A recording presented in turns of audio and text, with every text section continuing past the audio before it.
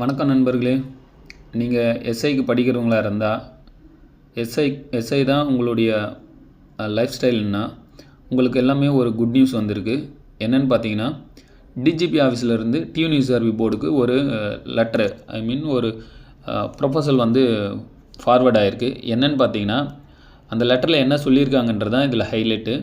So டியூனிவர்சிட்டியிலேருந்து already என்ன பண்ணியிருக்காங்க, 2024 ஒரு ரெக்வஸ்டேஷன் லெட்டர் வச்சுருக்காங்க. என்னென்னா, சப்ஜெக்ட்டுக்கு கொஷின் பேப்பர் எடுக்கணும், அதுக்கான ஸ்டாஃப்ஸை அலாட் பண்ணுங்கள், அதாவது ஐபிஎஸ் அதிகாரிகளை அலாட் பண்ணுங்கன்ட்டு டியூனிவர்சிட்டி போர்டு வச்சுருக்காங்க.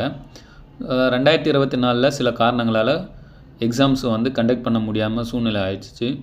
ஸோ அதை பேஸ் பண்ணி பார்த்தீங்கன்னா, இப்போ டிஜிபி ஆஃபீஸில் டியூனிவர்சிட்டிக்கு ஒரு லெட்டர் ஃபார்வர்ட் பண்ணியிருக்காங்க. என்னென்னு பார்த்தீங்கன்னா, பிஎஸ்ஓ அதாவது போலீஸ் சப்ஜெக்ட், இது போலீஸ் சப்ஜெக்ட்டு, போலீஸ் ஸ்டாண்டிங் ஆர்டர்னு சொல்லுவாங்க பிஎஸ்ஓனா. அதே போல் பிஏன்னா என்னென்னா போலீஸ் அட்மினிஸ்ட்ரேஷன். இந்த ரெண்டு சப்ஜெக்டில் கொஷின் பேப்பர் எடுக்கிறதுக்கான டைம் டேட்டு என்ன சொல்லியிருக்காங்கன்னா, 12/2/2025 17/2/2025 வரைக்கும் டிஜிபி சார் பர்மிஷன் கொடுத்துருக்காரு. ஸோ அதுக்காக 2 டீம், ஒரு 6 பேர் கொண்ட குழுவை நியமிச்சிருக்காங்க. 2 குழுவாக நியமிச்சிருக்காங்க. அந்த 2 குழுவும் பார்த்திங்கன்னா 4 பேட்ச், அதாவது 4 பேட்ச் கொஷின் பேப்பர் செட் பண்ணுவாங்க. அந்த 4 பேட்ச் கொஷின் பேப்பரை டிஎன்யூசிஆர்பி போர்டு என்ன பண்ணுவாங்க, அதை யூட்டிலைஸ் பண்ணிவிட்டு அதிலேருந்து ஒரு கொஷின் பேப்பர் தான் நமக்கு எக்ஸாமினேஷனுக்கு வரும். ஸோ இது என்னென்னா, பிஎஸ்ஓ அண்டு பிஏ டிபார்ட்மெண்ட் ஓரியன்டான எக்ஸாமுக்கான கொஷின்ஸ் ரெடி பண்ணுற சப்ஜெக்ட். ஓகேங்களா? ஸோ இதே மெத்தடில் தான் என்ன பண்ணுவாங்கன்னா, ஓப்பன் கேண்டிடேட்டுக்கும் கொஷின்ஸ் எடுப்பாங்க. ஓப்பன் கேண்டிடேட்டுக்கு எடுக்கிற கொஷின்ஸ் யார் எடுப்பாங்கன்னு பார்த்தீங்கன்னா, பிஜி, அதாவது 11th 12th அல்லது டிகிரியில் கிளாஸ் எடுக்கிற ஸ்டாஃப்ஸ், கவர்மெண்ட் எம்ப்ளாயி, அதாவது டீச்சர்ஸ் ஆர் அசிஸ்டண்ட் ப்ரொஃபஸர்ஸ், அந்த லெவலில் தான் என்ன பண்ணுவாங்கன்னா ஓப்பன் கேண்டிடேட்டுக்கான கொஷின்ஸை ஃப்ரேம் பண்ணுவாங்க. அந்த கொஷினும் பார்த்திங்கன்னா ஒரு 4 பேஜஸ் பேட்சை தான் ரெடி பண்ணுவாங்க. அதிலேருந்து ஒரு கொஷின் தான் நமக்கு எக்ஸாமினேஷனுக்கு வரும். ஸோ இதுலேருந்து நமக்கு தெளிவாக தெரியுது, 2025 நிச்சயமாக கால்ஃபர் உண்டு.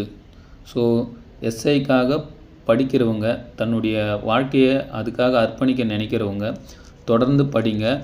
இந்த எக்ஸாமை நீங்கள் மிஸ் பண்ணிங்கன்னா இதை தொடர்ந்து ஒரு 2 இயர்ஸ் நீங்கள் மறுபடியும் வேஸ்ட் பண்ணுற மாதிரி இருக்கும்.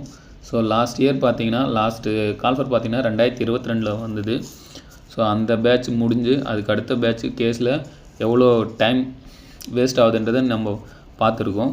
ஸோ அதனால் ஒரு முறை நீங்கள் இந்த எக்ஸாம் எழுதினாலும் பர்ஃபெக்டாக எழுத பாருங்கள். அதுக்கான டைம் கரெக்டாக யூட்டிலைஸ் பண்ணுங்கள். ஸோ இப்போது பார்த்தீங்கன்னா பிப்ரவரி, இந்த மந்த்து கொஷின் பேப்பர் எடுக்கிறதுக்கான ப்ராசஸ் ஸ்டார்ட் பண்ணிட்டாங்க. இன்னும் பார்த்தீங்கன்னா மற்ற சப்ஜெக்ட் இருக்குது டிபார்ட்மெண்ட் கேண்டிடேட்டுக்கு. அதை தவிர்த்து பார்த்தீங்கன்னா ஓப்பன் கேண்டிடேட்டுக்கான சப்ஜெக்டும் இருக்குது. ஸோ இந்த ப்ராசஸ்லாம் போகிறதுக்கு எப்படி பார்த்தாலும் மார்ச் வரைக்கும் இது போகும். ஸோ மார்ச்சுக்குள்ளே எக்ஸாம் கொஷின்ஸ் எடுத்து முடித்தாங்கன்னா மேபி ஏப்ரல் லாஸ்ட் அல்லது மே ஃபஸ்ட் வீக்கில் இந்த இயருக்கான எஸ்ஐ நோட்டிஃபிகேஷன் வரத்துக்கு மேக்ஸிமம் சான்சஸ் இருக்குது. ஸோ அதை பேஸ் பண்ணி படிக்கிறத நீங்கள் கான்சன்ட்ரேட் பண்ணுங்கள். ஏப்ரல் அல்லது மேல கால்ஃபர் வந்தால் கண்டிப்பாக உங்களுக்கான எக்ஸாமினேஷன் பார்த்திங்கன்னா ஜூலை அல்லது ஆகஸ்ட்டில் நடத்துகிற மாதிரி இருக்கும். இப்படி ஜூலை ஆகஸ்ட்டில் உங்களுக்கு எக்ஸாம் நடத்துகிற மாதிரி இருந்தால் நீங்கள் பார்த்திங்கன்னா நவம்பர் அல்லது அக்டோபர் இந்த மாதத்தில் ட்ரைனிங் போகிற மாதிரி தான் பிளான் பண்ணுவாங்க. எப்போயுமே பார்த்திங்கன்னா அந்த எஸ்ஐ பேட்சை பொறுத்த வரைக்கும் அக்டோபர், நவம்பர், செப்டம்பர் இந்த மந்தில் ட்ரைனிங் போகிற மாதிரி பிளான் பண்ணுவாங்க. ஸோ அதுக்கேற்ற போல் தான் அவங்க அந்த ஷெடியூலும் தயார் பண்ணி வைப்பாங்க. ஸோ இதை மைண்டில் வச்சுக்கிட்டு படிக்கிறது ப்ளஸ்ஸு ஃபிசிக்கல் ஆக்டிவிட்டீஸ், ஸோ இது ரெண்டுத்தையுமே நீங்கள் கான்சன்ட்ரேட் பண்ணுங்கள். படிச்சுட்டு மட்டும் விட்டாலும் நீங்கள் ஓவரால் கட் ஆஃபில் வரதுக்கான சான்சஸ் ரொம்ப ரொம்ப குறைவாகிடும். ஸோ படிப்பு ப்ளஸ்ஸு ஃபிசிக்கல் ஆக்டிவிட்டீஸ் ரெண்டையும் ஒரே நேர்கோட்டில் நீங்கள் கொண்டு வந்தால் தான் இந்த ஒரு 6 மந்த்தை நீங்கள் கரெக்டாக பயன்படுத்திங்கன்னா நீங்கள் அடுத்த 2026 நீங்களும் ஒரு எஸ்ஐயாக இருக்கலாம். ஸோ மாணவர்கள் தொடர்ந்து படிங்க. நம்ம சேனலையும் சப்ஸ்கிரைப் பண்ணி வச்சுங்க. சிலபஸ் ஓரியன்டான அனைத்து விதமான GK psychology and maths questions எல்லாமே நம்ம சேனலில் நம்ம வீடியோவாகவும் கம்யூனிட்டி டேக்லையும் போட்டுகிட்டு இருக்கோம். ஸோ அது உங்கள் எக்ஸாமுக்கு யூஸ்ஃபுல்லாக இருக்கும். நம்ம சேனலை சப்ஸ்கிரைப் பண்ணிங்க, ஃபாலோ பண்ணிங்க. இந்த வீடியோ பிடிச்சிருந்தால் லைக் பண்ணுங்கள், ஷேர் பண்ணுங்கள், கமெண்ட் பண்ணுங்கள். தேங்க்யூ.